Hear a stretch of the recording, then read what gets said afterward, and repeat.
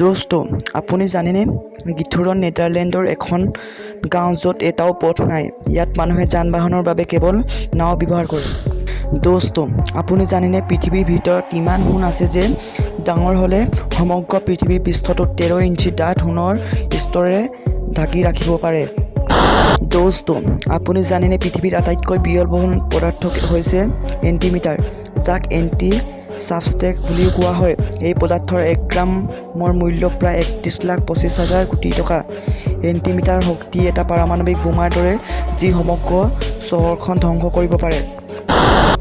দোস্ত আপুনি জানেনে চুৰু ফৰ্ট হৈছে পৃথিৱীৰ একমাত্ৰ কিল্লা য'ত যুদ্ধৰ সময়ত গোলা বাৰুদ শেষ হোৱাৰ সময়ত 70 ওপৰত ৰূপৰ শেল নিক্ষেপ কৰা হৈছিল। দোস্ত আপুনি জানেনে পৃথিৱীৰ আটাইতকৈ ব্যয়বহুল দাঁতটো ছাৰ আইজাক নিউটনৰ। 1816 চনত তেওঁৰ দাঁত $3,633 বিক্ৰী কৰা হয়, যাৰ মূল্য আজি প্ৰায় $36,000। হয় নহয় ইণ্টাৰেষ্টিং ফেক্টছ? আৰু এনেধৰণৰ ভাল ইণ্টাৰেষ্টিং ফেক্টছ জানিবলৈ ভিডিঅ'টো লাইক, শ্বেয়াৰ আৰু এটা ছাবস্ক্ৰাইব কৰক। ধন্যবাদ।